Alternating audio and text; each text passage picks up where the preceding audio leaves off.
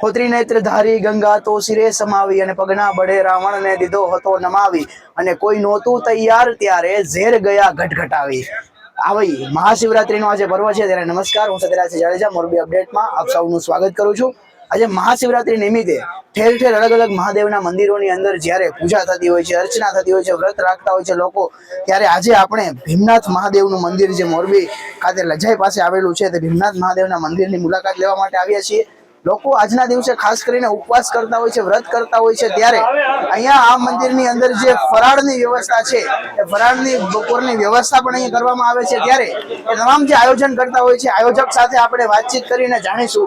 નમસ્કાર, મોરબી અપડેટમાં આપનું સ્વાગત છે। આપનું નામ જણાવશો? મારું નામ ગૌતમ વામજા અને અમારા અહીંયા ભીમનાથ મહાદેવ મહાશિવરાત્રીના આયોજને આજે આપણે જે આ રસોડામાં ચક્કરમાં 2500 જેટલા માણસોની ફરાળની વ્યવસ્થા ચાલુ છે। અહીંયા કેવી રીતે દર વર્ષે આવી રીતે આયોજન કરવામાં? દર વર્ષે ભીમનાથ મહાદેવ મંદિર ખાતે શિવરાત્રી અને શ્રાવણ મહિનામાં પણ મહાપ્રસાદની વ્યવસ્થા હોય છે।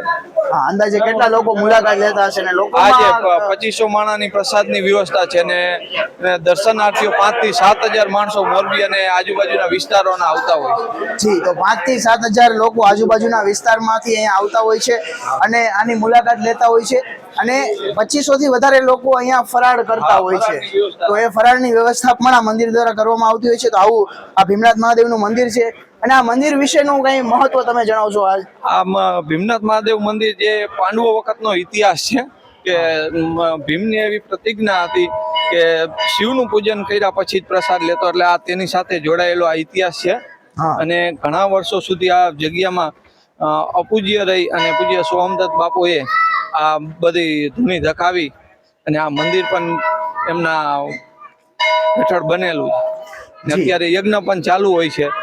જી, તો આ બાજુ આપણે જોઈ શકીએ છીએ કે યજ્ઞ પણ અહીંયા જે યજ્ઞશાળા આવેલી છે, યજ્ઞશાળાની અંદર યજ્ઞ પણ ચાલુ હોય છે, એની પણ આપણે મુલાકાત લઈ છે। અને ખૂબ જ પૌરાણિક આ મંદિર છે, એમ કે મહાભારત કે એ વખતની વાત છે કે ભીમ શિવની આરાધના કર્યા બાદ જ પ્રસાદ લેતા હતા અને એ વખતનું આ મંદિર છે।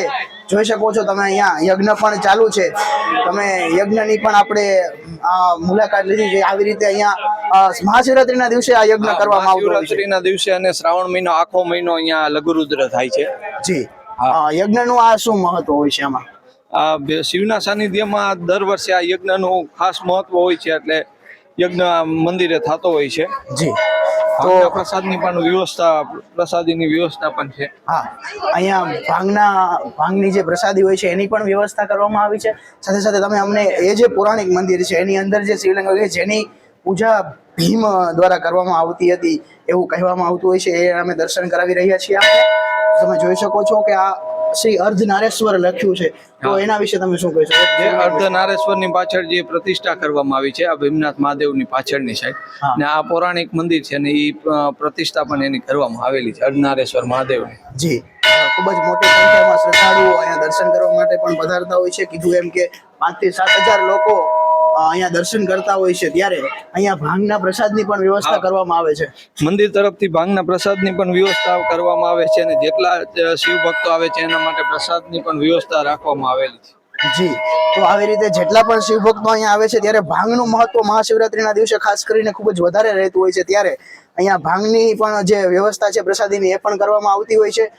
આ તકે આ મોરબીના તમામ જે લોકો છે અહીંયા આવી અને આ શિવ ભગવાનની આરાધના કરતા હોય છે, વ્રત કરતા હોય છે, ત્યારે આપણે મોરબી અપડેટ સાથે જોડાયા અને અમને માહિતી આપી તે બદલ આપનો પણ અમે આભાર માનીએ છીએ। આ વિશે તમે મોરબીની જનતાને આ મંદિર વિશે મુલાકાત લેવા અંગે શું કહીશું? મેં મોરબીની જનતાને આજુબાજુના વિસ્તારના લોકો ભીમનાથ મહાદેવ દર્શન માટે પધારે, પ્રસાદની પણ તેના માટેની વ્યવસ્થા રાખી છે। તો સૌ આજુબાજુના મહાશિવરાત્રિના પાવન પ્રસંગે સૌને પધારવા અમે ભીમનાથ મહાદેવ મંદિર વતી આમંત્રણ પાઠવી છે, પધારજો। જી, તો ભીમનાથ મહાદેવ મંદિરની તમે પણ અચૂક મુલાકાત લ્યો। આ સાથે મહાશિવરાત્રીના પર્વની આપ સર્વેને ખૂબ ખૂબ શુભેચ્છાઓ। જોડાયેલા રહો મોરબી અપડેટ સાથે। ખૂબ ખૂબ આભાર।